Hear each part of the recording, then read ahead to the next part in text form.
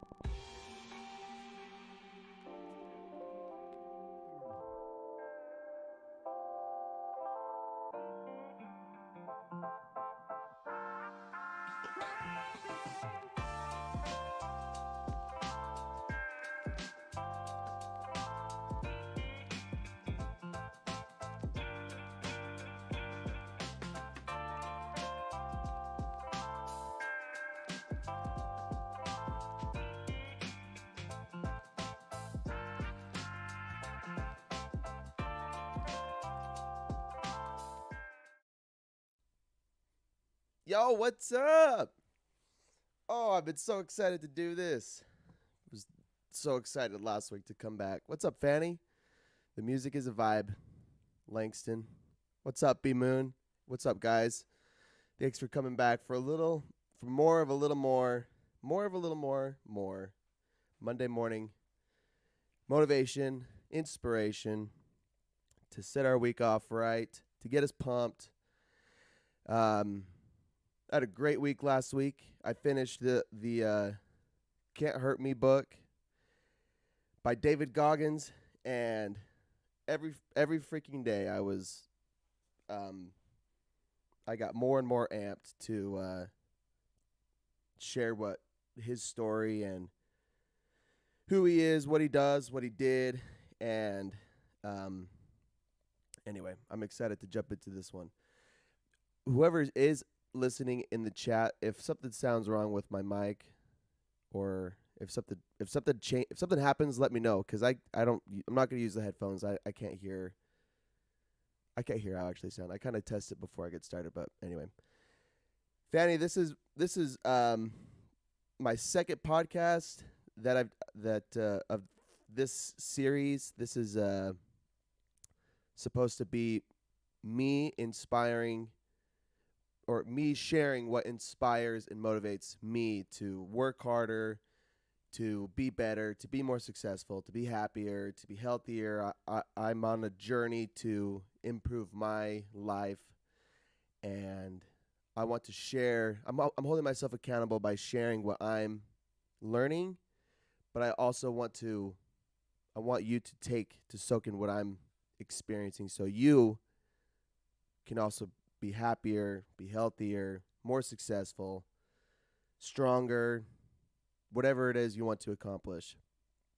I want to get people pumped up to be alive, to have to be where they are, to do better, to improve their situations. So last week I talked about a couple books, but I only got through one of them. So Can't Hurt Me was um, really kind of heart wrenching. If you don't know who David Goggins is, I talked about him a little bit last time. He really is the hardest motherfucker on the planet. His whole prerogative is to push his limits, to kind of prove what humanity is, or humans are capable of, what a person is capable of. And he kind of learns and has this theory that humans really only operate, on average, about 40% of their capacity, about 40% in their work ethic, in their exercise, in their health efforts, in their relationship efforts. He theorizes about 40% effort is ever given. So he tries to push that beyond and max it out.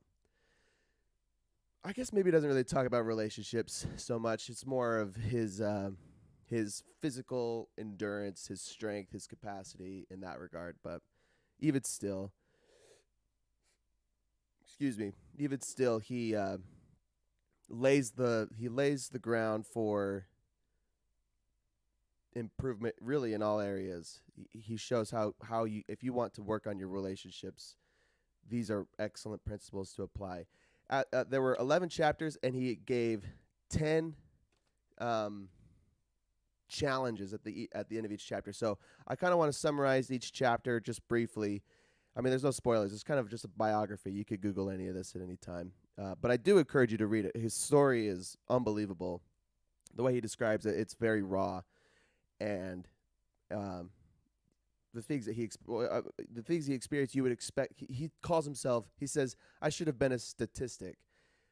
With the things that he has endured growing up, the things that happened to him as a young adult, he thinks. I mean, he could have just ended up as a statistic, and I think he means just as another fish in the barrel, and with no real prospects, no real success. He just was so. That phrase is kind of funny though, because to me now he is a statistic for like the other end, for how successful a person really can be. So,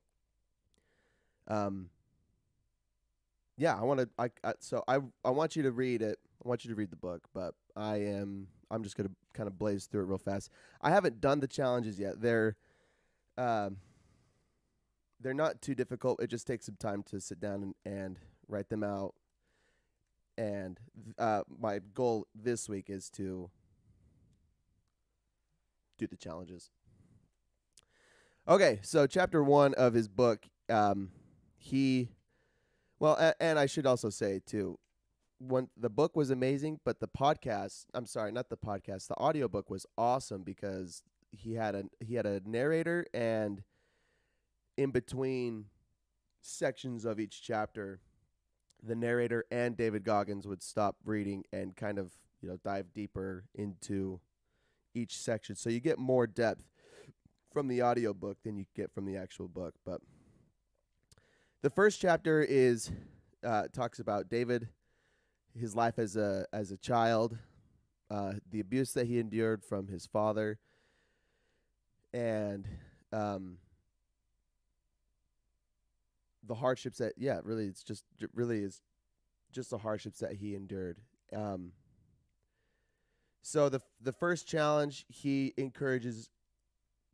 He talks about how he is laying out the crap that he went through. He said, you need to do the same thing. Break out your journal. If you don't have one, buy one, and write them all out in minute detail. Are you getting beaten?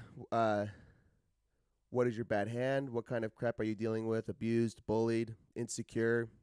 Write them all out. He wants you to write out all of your insecurities, all of your hardships. Once you have your list, share it with whoever you want. For some, it may be logging onto social media, posting a picture. Use your story, the list of excuses. These are very good reasons why you shouldn't amount to anything to fuel your ultimate success. So, yeah, that's a big piece of his. A big piece is using your insecurities, your hardships as fuel to push you through, and to get you. I don't know. Is this dumb that I'm reading the challenges? I wanted to do this, but now that I'm doing it, I kind of feel like it's dumb.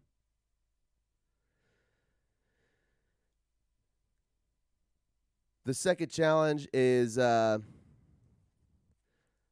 take accountability. He talks about using the accountability mirror as when he becomes a young adult. Him and his mom leave his dad, and she has no education or work experience, so their living condition is very poor. As a young adult, starts failing school. He gets into trouble, and as he goes through high school, junior high and high school, he has this realization that he's not amounting to anything. He has all of these hardships against him, and one day he's looking in the mirror and he's like, "You piece of shit! What are you doing? What are you actually accomplishing?" So he wants. So the next challenge is create an accountability mirror.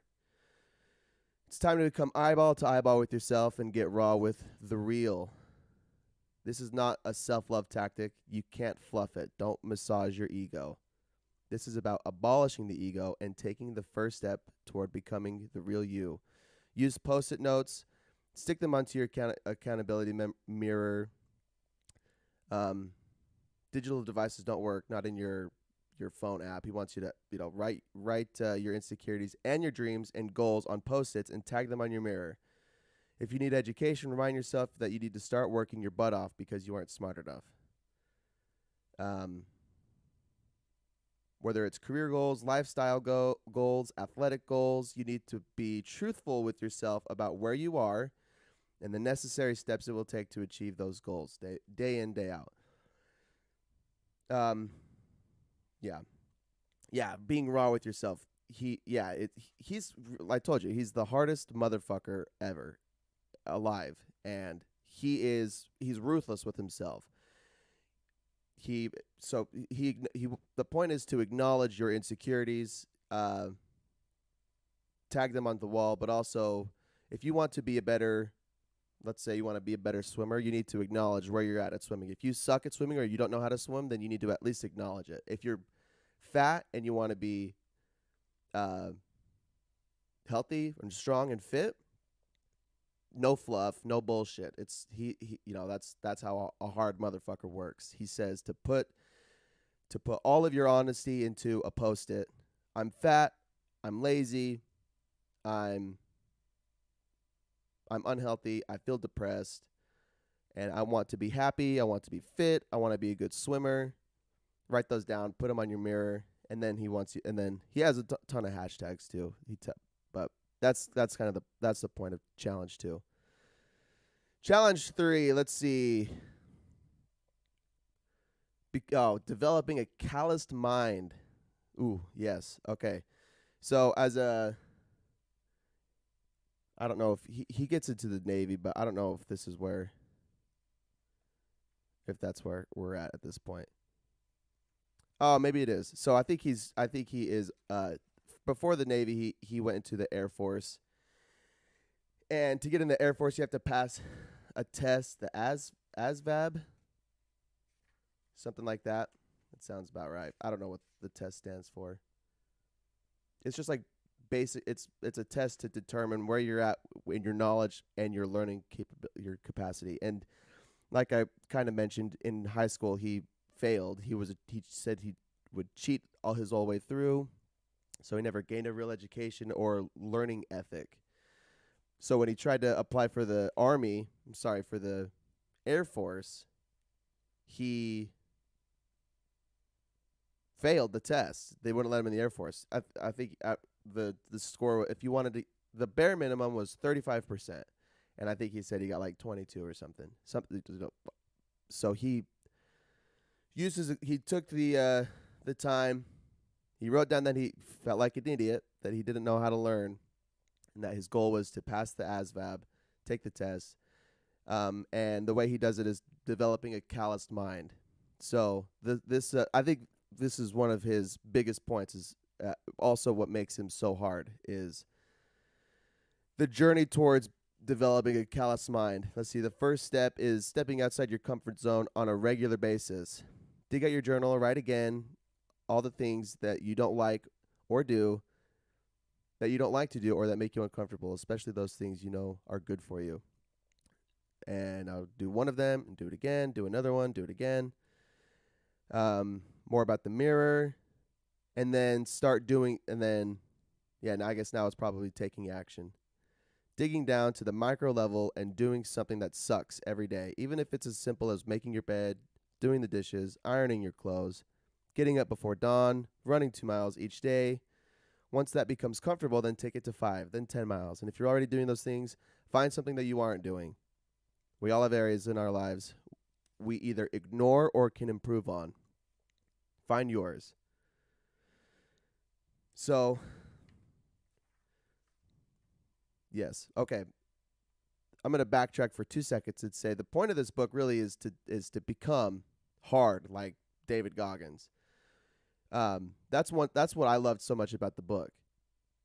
The whole point is, if you want to be successful, if you want to be strong, if you want to be athletic, if you want to be a winner, it comes with a whole lot of work, and it comes with this principle of developing a calloused mind.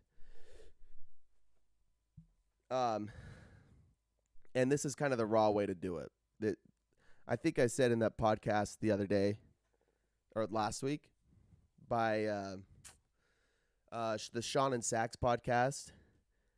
There are no shortcuts. There are no secrets to success. There's no secrets to to being fit, to being healthy, or being strong, being a winner, being a racer, whatever it is. There's no secrets to doing those things. It's about doing them. And Goggins kind of breaks down how to be the best at it. So he's these things that you're writing out your insecurities. You're looking at them. You're recognizing your insecurities by putting them on the mirror, and then you start acting out. You start making goals to overcome those insecurities, those things that you suck at, those things that you want to change. And now it's about doing something that, doing the things that are not easy. So for me, I like to exercise, and I like to do weight training, lifting, and the after reading this, I just know that if I want to be stronger, if I want to look better, I've got to push myself, a little further. I got to 10%. If I want to be more successful in my work, cleaning carpets, I need to take a little more time. I need to slow my process down, and I can spend more time on trouble areas, whatever it is. If you want to be a distance runner, but you can only run 2 miles at a time, start at 2 miles. Start doing things that make you uncomfortable. And once those uncomfortable things become comfortable, then push it even further. If you could run 3 miles comfortably, at an 8-minute pace, then you either run 3.5 miles at an 8-minute pace, or run 3 miles at a 7:30. You know what? Find things that challenge you, that help you reach the goals that you want to accomplish. Okay. Challenge 4. Choose any competitive situation you're in now. Where is he at in the book? I think he's in so now he's in BUD/S, basic underwater diving, SEAL training. I forget what BUD/S stands for too. This guy went through BUD/S 3 times. He was the first time he went through. Okay, so he got into the Air Force, but then he served his time. He served like 3 or 4 years in the Air Force, and then was at home. Yeah, man, that's just a whole bunch of the story. I don't know. I don't want to be so freaking boring about the book or about his story. I should have had the points written out more beforehand. But what's up, Monique Gregor? Oh, from California. Thanks for coming in. I got to turn that sound off, so it's not so distracting. Anyway, he comes back from the Air Force, and then he gains a ton of weight. He gets married. He has a job spraying pesticide in restaurants. He gets up to 300 pounds. He's depressed. He had accomplished a ton of feats coming out of high school with his past, with his previous abuse, but he just kind of got comfortable. That's maybe that was part of the last chapter too.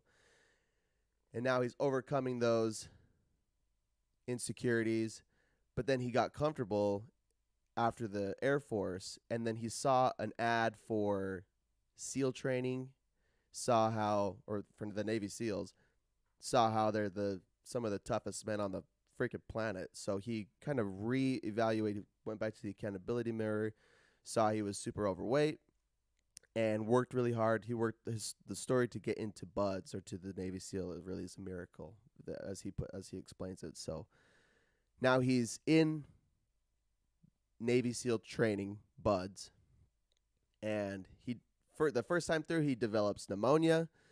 The second time through, I think he breaks his shins or his feet. I think one of those. He does, he gets through Hell Week, which is the toughest part of BUD/S, and gets sent home again, and then re-enlists for a third time.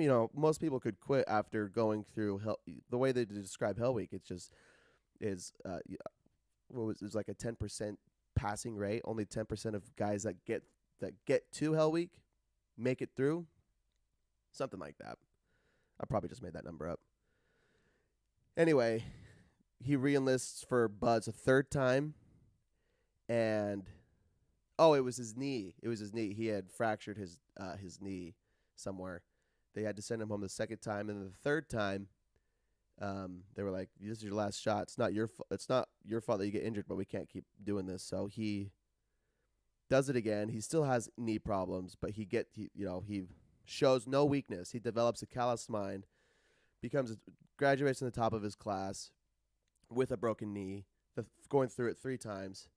Steve's in the chat on this live chat says compound effect. It's exactly that principle. It's applying and reapplying effort in your mind and in your body until you develop success. And in his case, his goal is to push himself to the very limit. So he graduates SEAL training, and then, he gets through Hell Week the 3rd time. Then I think he talks about what happens after Hell Week. I think we're still in SEAL training. Anyway, I'm dragging this on. Choose any competitive situation you're in now. Who is your opponent? Your teacher, your coach, your boss, unruly client. No matter how they're treating you, there is one way to not only earn their respect, but to turn the tables. Excellence. That means acing an exam, crafting an ideal proposal, smashing sales goals, whatever it is. I want you to work harder on that project or in that class than you have ever have before. Do everything exactly as they ask, and whatever standard they set as an ideal outcome, you should be aiming to surpass that. If it's your gym teacher, start doing work of high quality. Spend extra time on your assignments. Write papers for her that she didn't even assign. Come early to class. Ask questions. If it's your boss, work around the clock. Get to work before them. Leave work after they go home. Make sure they see what you're doing, and when it's time to deliver, surpass their maximum expectation. Challenge number 4, surpass their maximum expectation, whatever it is you're trying to accomplish. Nice. Challenge 5. Yeah, we're 22 minutes into this. I think we're doing great. Let me get some water.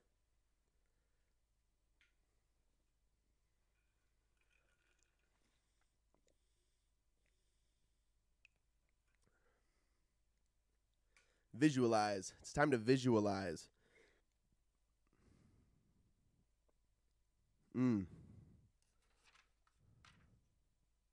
Yeah, he graduates buds at this point.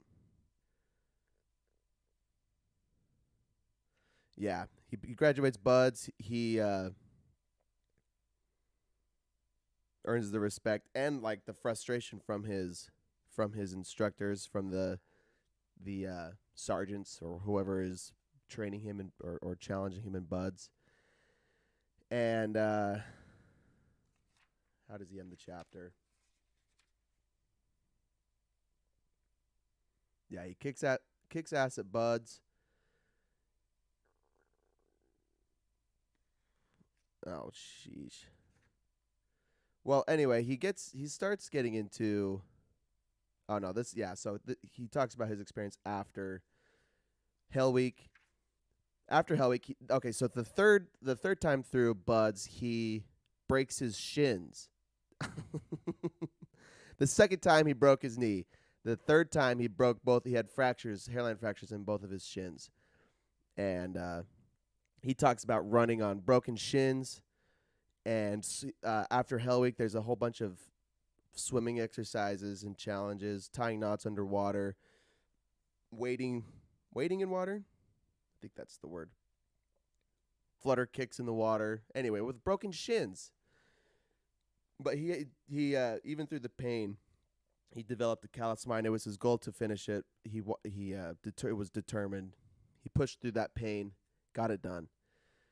And then so challenge 5 is about visualization. Rather than focusing on things you cannot change, imagine visualizing the things you can. Choose any obstacle in your way or set a new goal and visualize overcoming or achieving it. Before I engage in any challenging activity, I start by painting a picture of what my success looks and feels like. Visualization will never compensate for work undone. You cannot visualize lies. All the strategies I employ to answer the simple questions and win the mind games are only effective because I put in work. It's a lot more than mind over matter.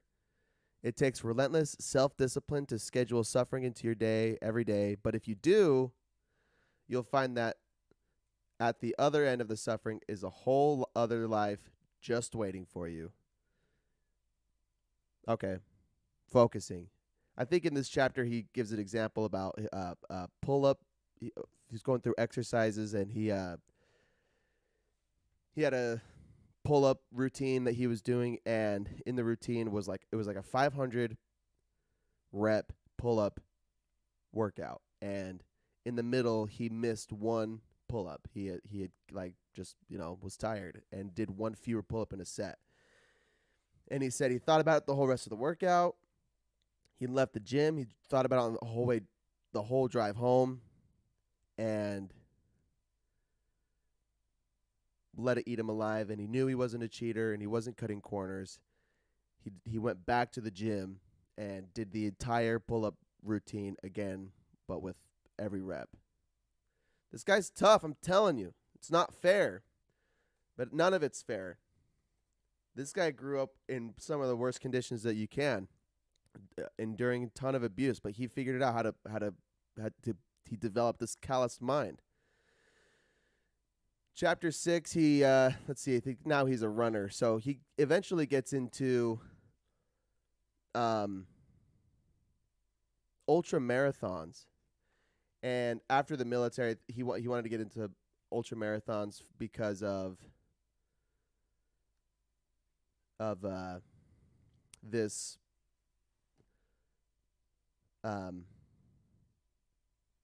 this charity for soldiers that die in combat, charity for their families. So he wants to run for these families, and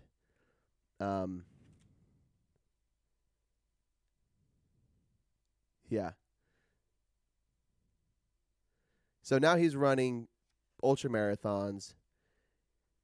He shows up for his first ultra marathon with 3 days notice, and it's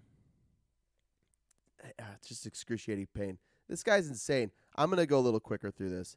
So now challenge number 6 is about taking inventory of your cookie jar. Crack open your journal again and write it all out. Your cookie jar, he explains as like a reason if you're going through an experience or enduring something, like if you're pushing yourself and something is too hard, like he says he's running the ultra marathon. He's never run 100 miles in 24 hours, but that's what he signed up for with 3 days notice. And he says the only way that he finished was digging into his cookie jar. I wonder if I could find what the definition of his cookie jar. Man, I feel unprepared, but I thought I was super prepared. Yeah. So digging into his cookie jar is oh yeah, he talks about he knew the guys that died in what's that movie with Mark Wahlberg about the Navy SEALs? Oh, what's it called? He talks about that story too. That was crazy fucking story.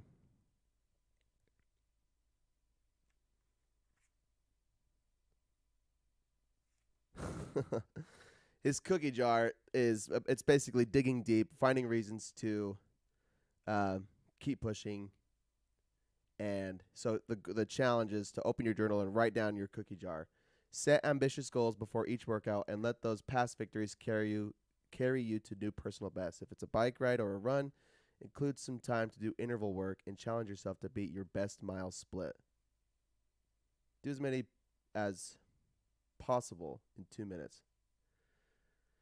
If you're more focused on intellectual growth, train yourself to study harder and longer than ever before or read a record number of books in a given month. Your cookie jar can help you get there too. Because if you perform this challenge correctly and truly challenge yourself, you'll come to a point in any exercise where pain, boredom, or self-doubt kicks in and you'll need to push back to get through it. The cookie jar is your shortcut to taking control of your own thought process. Use it that way. The point here isn't to make yourself feel like a hero for the fun of it. It's not a hooray for me session. It's not a hooray for me session. It's to remember what a warrior you are so you can use that energy to succeed again in the heat of battle. There you go.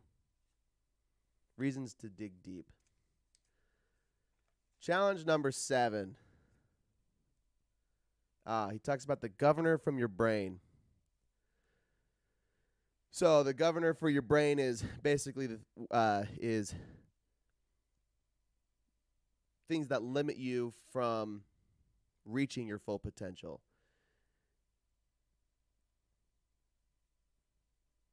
Yeah, he talks about it. So he gets through that first ultra. He's starting another ultra in Hawaii. I think this is the Hawaii one. It's one of the toughest ultras in the world.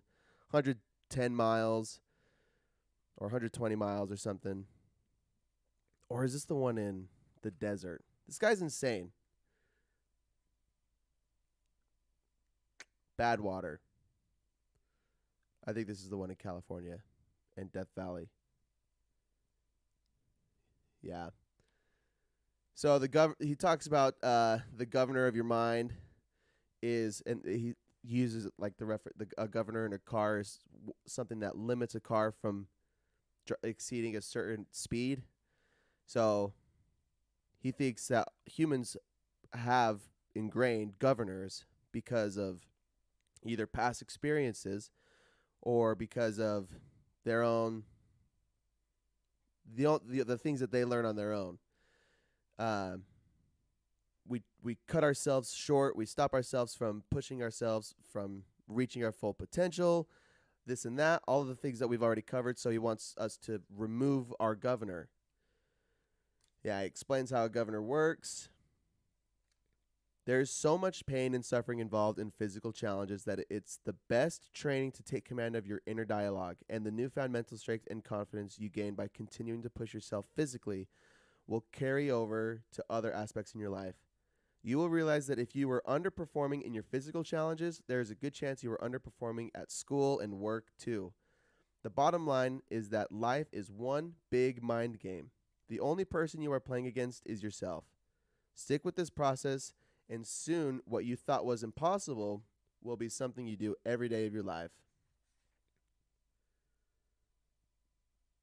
The ramp up from the governor will help prevent injury and allow your body and mind to slowly adapt to the new work. Oh, sorry. Not the governor.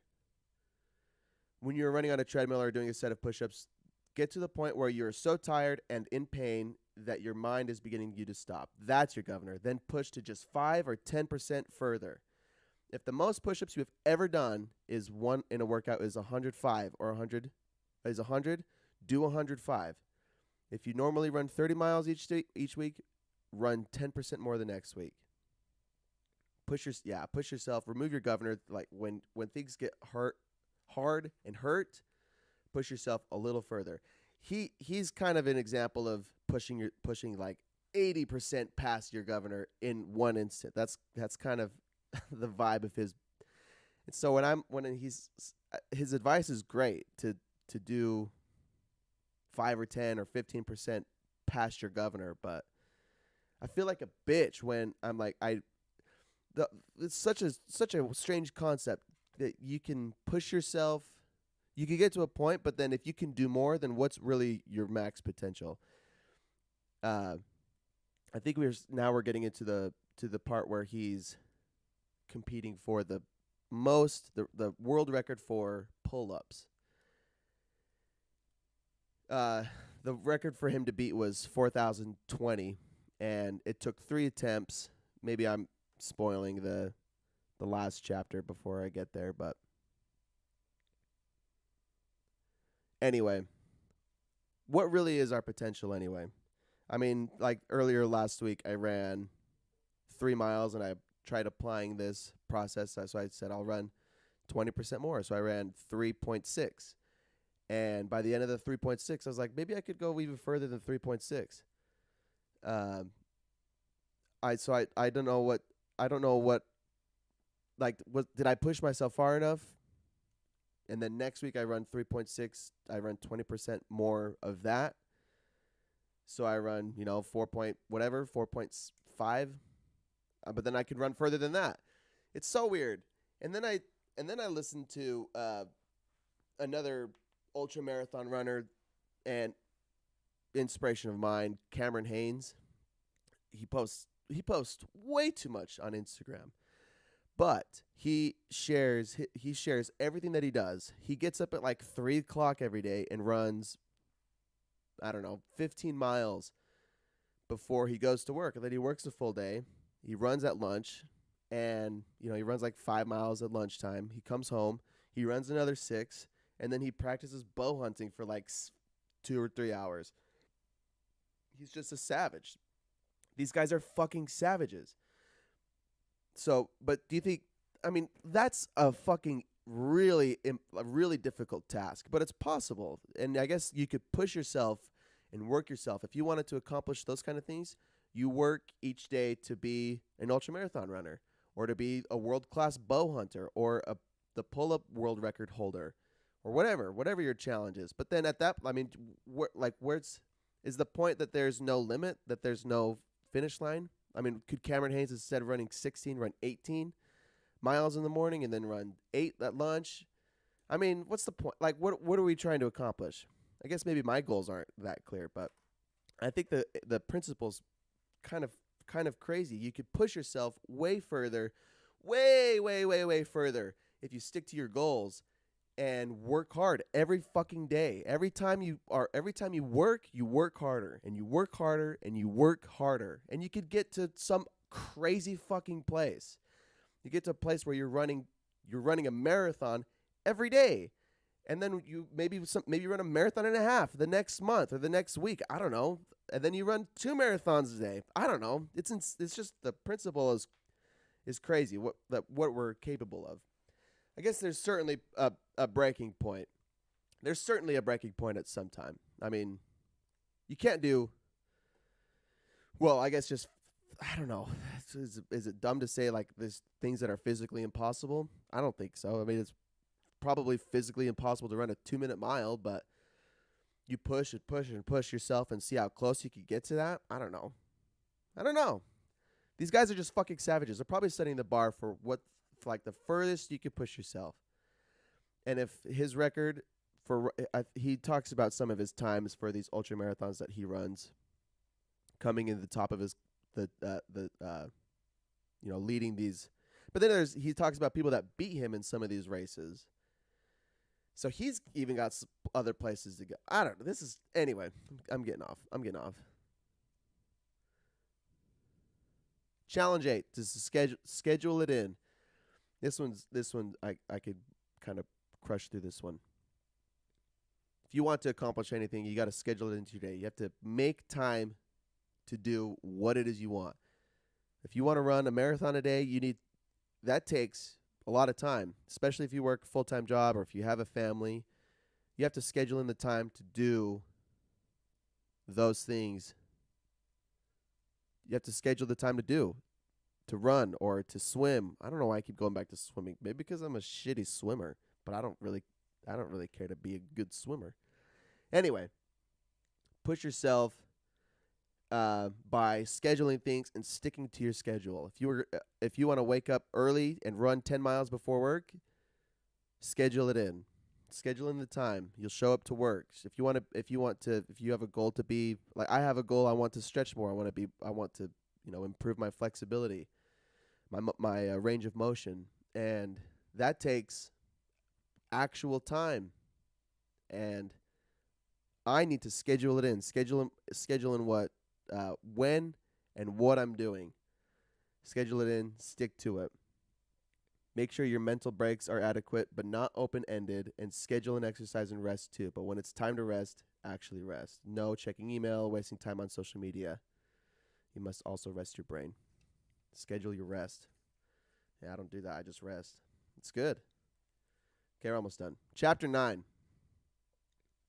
Challenge 9. This one's for the unusual people in the world.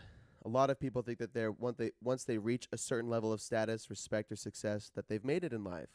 I'm here to tell you that you always have to find more. Greatness is not something that if you meet it once, it stays with you forever. It evaporates like a flash of oil in a hot pan. If you truly want to become uncommon amongst the uncommon, it will require sustaining greatness for a long period of time. Yes, this chapter. Okay, this must be the chapter he goes back into the military, enlists as an Army Ranger, and goes through Army Ranger school, which is also another insanely rigorous and challenging training where not a lot of people make it. But he taught. This is an interesting. This is an interesting chapter. He talks about his experience in Army Ranger school, where he's gone through all of this shit already, where he's succeeded in a lot of things, and he's finished at the top of most of these things, and now he's an Army Ranger. Maybe I missed it, but whatever. Or maybe I'm too far ahead of myself. But the point is, he gets to Army Ranger school and recognizes that there are these guys that are badass and hard motherfuckers, but they only push themselves to a certain point, and he wants to be the best of the class. So he describes himself as a student of war, and he gets to Army Ranger school and he tries to push all of the other candidates to their limit, but he ends up creating a lot of enemies in the process. As he says, he says people don't like him, and he recognizes it. He recognizes that the way he pushed people was intrusive, and it was just blatantly rude, and he thought that it was because they were soft, but he realized it's because his part of his intention was misguided. Anyway, the point of this one is, if you want to be unusual, if you want to achieve that level of status, you got to keep pushing yourself, but it comes at a sacrifice. And this kind of goes into what I was just talking about. How far can you actually push yourself? How far can we actually go? If you really want to become uncommon, it will require sustaining greatness for a long period of time. It requires staying in constant pursuit and putting out unending effort. This is not for everyone because it will demand singular focus and may upset the balance in your life. Yeah.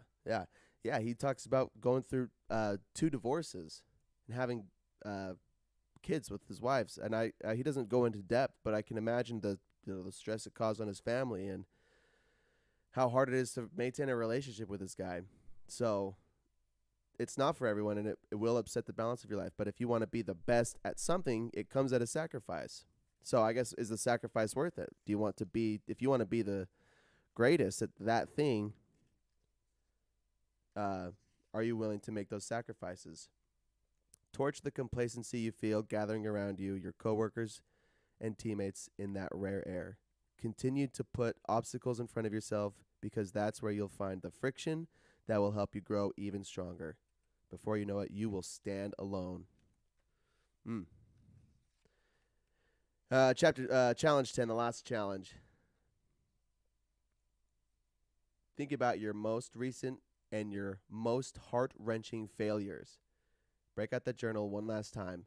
Log off the digital version and write them out longhand. First off, write out all the good things, everything that went well from your failures. Everything that went well from your failures. Be detailed and generous with yourself. A lot of good things have happened. It's rarely all bad. Then note how you handled your failure. Did it affect your life and your relationships? It's making a list of your failures as you've been pushing yourself. Now go back through and make a list of things you can fix. This isn't time to be soft or generous. Be brutally honest, write them all out, and study them. Yeah. It seems like a cycle. When it comes to time to execute, keep everything we've learned about the power of a calloused mind, the cookie jar, and the 40% rule in the forefront of your mind. Control your mindset. Dominate your thought process. This life is all a mind game. Realize it and own it. If you fail again, so be it. Take the pain, repeat those steps, and keep fighting. That's what it's all about. Yeah, he shares his experience with going for the pull-up world record. It took 3 attempts. He failed twice. and he failed kind of miserably. The first time he went, I think he got halfway through to about 2,000. I told you the record to beat at the time was 4,020. He got to around 2,000, and he shares pictures in the book of, and I think they're on his Instagram too now, but the calluses that form on your hand, right at the top of the fatty part of your hand, the base of your fingers, it was just all peeled off, bloody, oozy, gross. And he had went into some kind of muscle failures, some kind of specific muscle failure that just it was impossible to move on. Ended up going to the hospital. Came back a second time. And the first time he was on live TV. It was some kind of, he was explaining he's still doing all of this shit for charity for the fallen soldiers, their families, and he was interviewed by Matt Lauer and the co-host. Anyway, failed on live TV, and then the second time went to a gym, private, with just, a few people supporting. Kind of changed his game plan. He went through this process, but the second time he failed again. But the point is, he took all of the criticism that he received from people that just tweet at him on Twitter. He took the feedback from his trainers and his coaches and his therapists, doctors, whatever. He takes all of that feedback and criticism into accountability and changes his game plan going forward. So he went for it again a third time.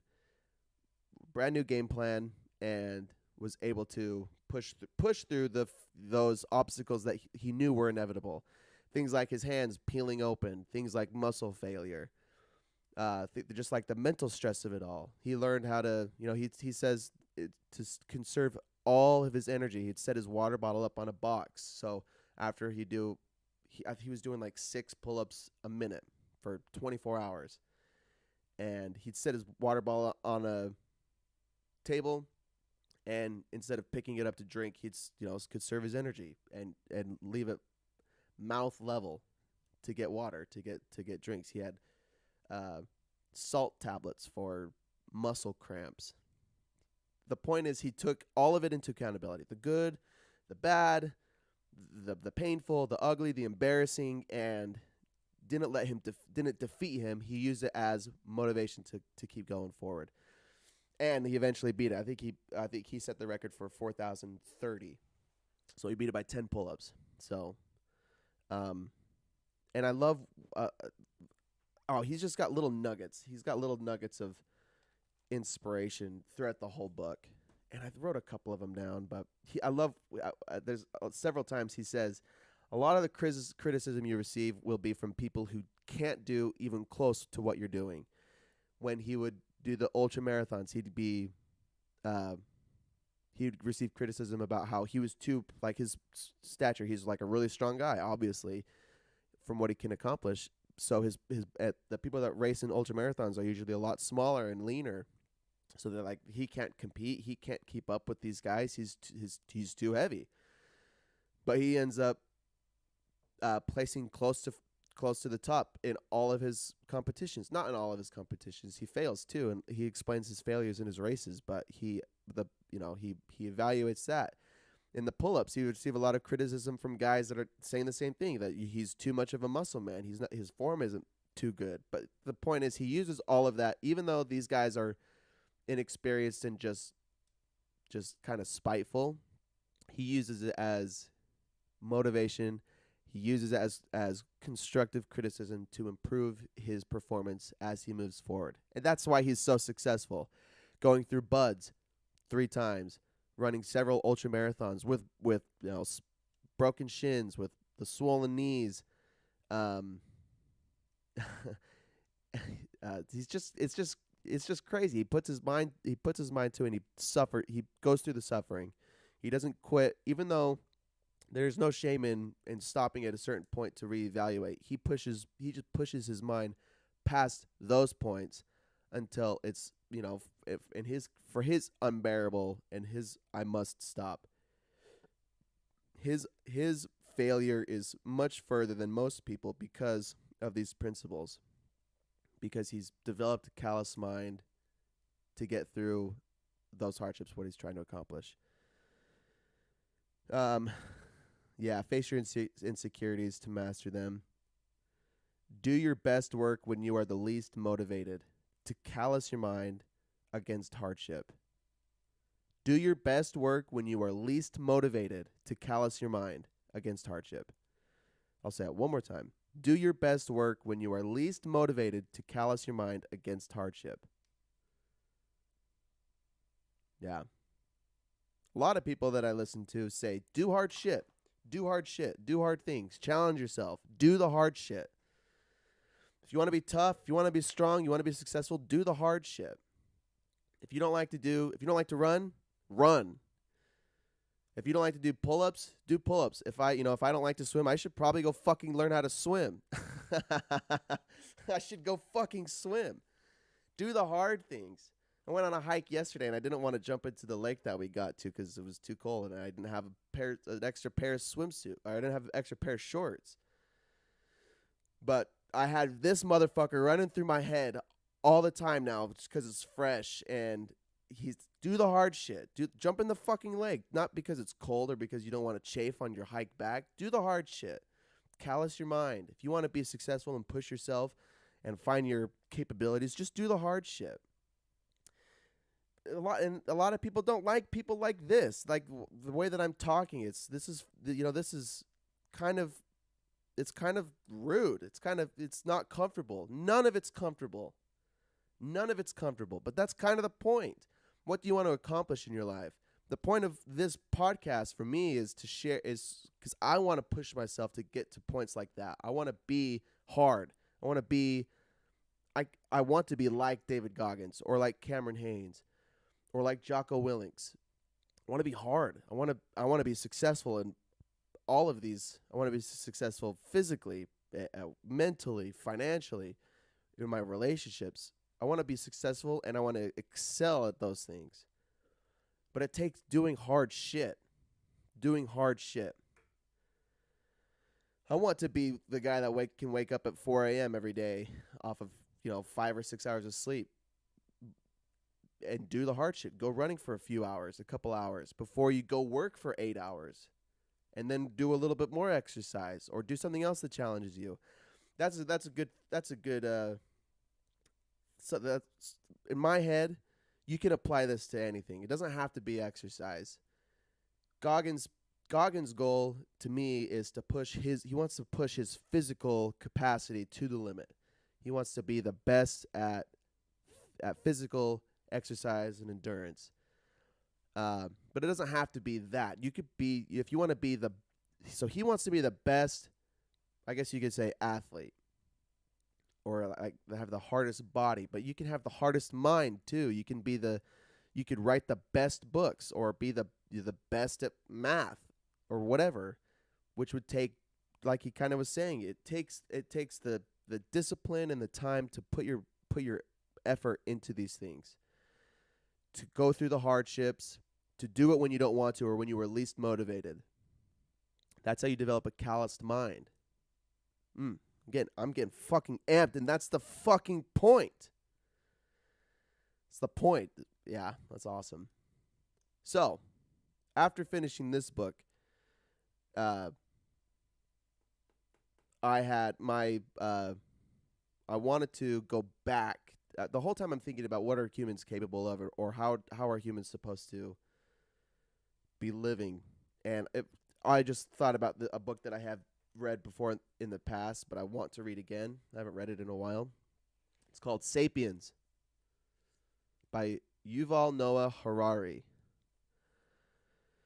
And it's Sapiens: A Brief History of Humankind. It's brilliant. I talked about it for like 30 minutes on my fucking hike yesterday. And I'm kind of obnoxious, but it's about how humans became, where they came from and how we got to where we are today. My intention isn't just to be like this fucking annoying guy pushing everybody to do exercise. It's to challenge. I want to challenge myself in all aspects. I guess this is going to be like a book club or a podcast club, because I want to learn I want to learn from the pros. I have no, real life I'm 25. I haven't done all of the hard shit like Goggins has done or is doing. I'm still doing them, or I'm learning how to do them, or I'm going to be going through them. So, the point right now is to expand my horizon for knowledge, for experience, and to push myself in learning. I want to go back to Sapiens because I want to learn from him where humans came from and what we're capable of in that regard. A funny thing, or not a funny thing, but something I do think about is how comfortable humans are now. Humans are in the 21st century with electricity and plumbing and air conditioning and cars. Everything with our food, everything is kind of given to us on a silver platter. And I should say that with a grain of salt, because that's my life. I live in America as a middle class white male. I have not dealt with a lot of or any prejudice or the racism that Goggins experienced, or the domestic abuse. I'm extremely fortunate that way. So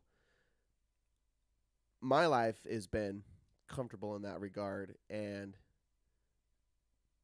some people have it better than others. But the point is, no human has lived at this capacity for a long period of time. No human. And going back to Sapiens, if you go back 200 years before there was like food processors, and there was internet and electricity, hardly any of the things, the luxuries, the comforts that we have existed. There weren't podcasts like this. I couldn't set a camera up in front of me and talk to the two people that are maybe listening. But the point is, I think humans in the past have just instinctively been hard motherfuckers because they had to be to survive. Now you have to train yourself to be hard. Now you have to push yourself to be hard. But before all of the luxuries and the comforts, people were just hard. People, they had to kill for their food. They lived in the fucking forest. They had predators always trying to kill them. They didn't have air conditioning. They didn't have electricity or cell phones. People died from disease all the time. There was just so much hardship. So much hardship. And now we don't have to deal with that. So that's why I kept thinking about this book. Goggins is a real example of how far the human can push themselves. A human can push themselves. But I think humans have always had to do that. Now we have to convince ourselves to do it. So I'm gonna read this book throughout the week. My goal is to finish it before next Monday, before the next podcast. So this one's a much longer book, though. This one has how many chapters? Well, it's got 414 pages in the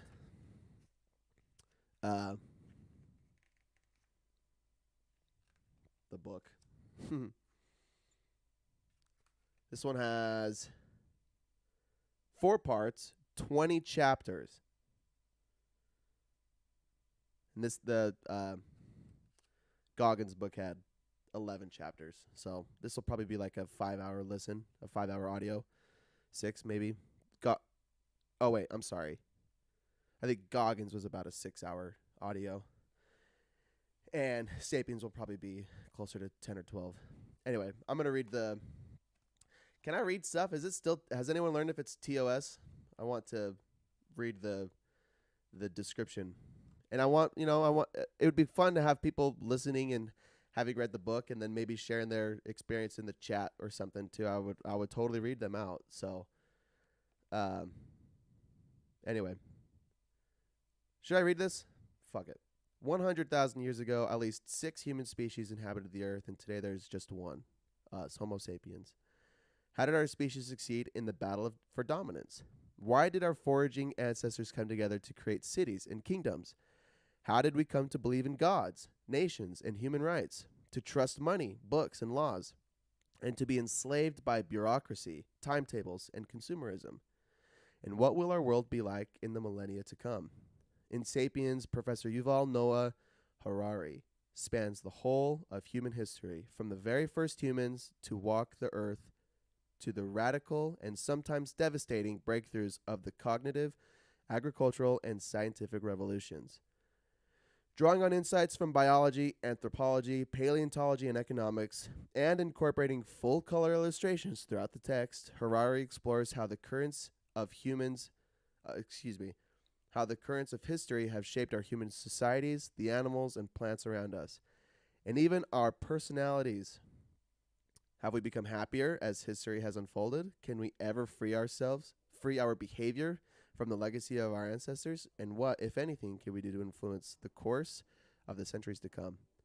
Bold, wide-ranging, and provocative, Sapiens integrates history and science to challenge everything we thought we knew about being human, our thoughts, our actions, our heritage, and our future. Sweet. I'm excited. I've read it twice. It's one of my favorites, but I haven't read it in a while, so let's see what humans were capable of and how we got fucking soft, because we have gotten so soft, and it's our fault. We've created things to make life better, and I think humans have always kind of done that. We've always tried to be, we've always tried to improve our our position, our life, our families, our loved ones. We want to improve our condition. And now we've gotten to the point where we're kind of destroying the humans. So, the book again is called Sapiens: A Brief History of Humankind. Pick it up on. You guys are fucking soft. We're all soft. We're all way softer than our ancestors, except for David Goggins. Pick up the book or pick up the audiobook, read it with me, and we'll talk about it next week. I don't know if this is a good way to do like a book review. The point again is I want to share what's inspiring to me or motivating. I explain the book. Maybe I'll just have my thoughts on Sapiens instead of explaining each chapter. I'll come a little more composed or a little more organized. So we can figure it out that way. I had a good time though. We're an hour in, and I think last time we went 45 minutes. So this is a really good time frame. Thanks for coming in the chat, boys. Hey, B Moon's ancestor was a polygamist. He had many wives. That's soft and very needy. Yeah. But I told you, this is not a Mormon podcast. We're not talking about Mormons and polygamy. Sorry. Not this time, unless I read a book about it. And I have read a book about it. Anyway, that's where we're going to end. We're going to end on fucking polygamy. So thanks for tuning in. Next week, we'll do it again, same time, unless I say something otherwise on my social media. The podcast, again, should be live tomorrow on Spotify and Apple Music, except I don't know why last week's didn't load to Apple Music, and I didn't spend a lot of time looking into it. So I'll see if I can fix that. Otherwise, it's on Spotify. And it's also posted on my YouTube. It's posted on Facebook. It's posted on my Twitch after it drops live with the video. So check it out there, and then come back next week. So thanks for coming in, and let's have a fucking great week. Let's get after it. Go do those things that go do the things that you want to do. Push yourself and be better people. Thank you. Now let's get the hell out of here.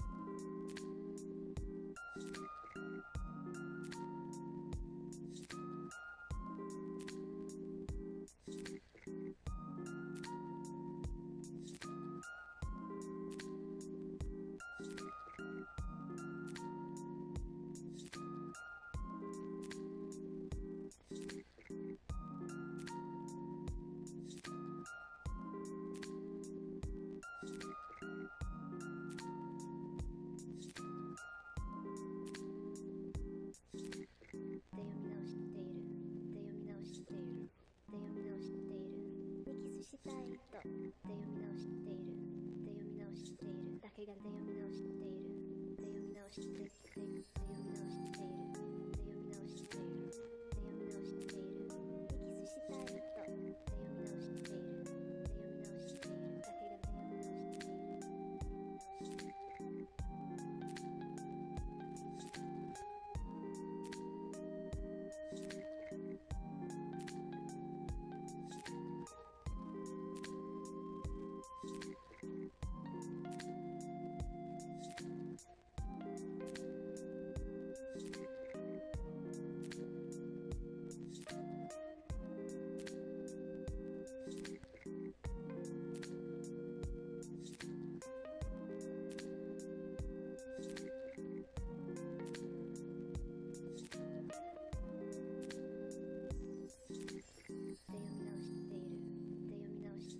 読み直しているしたいとで読み直しているで読み直しているだけがで読み直しているで読み直している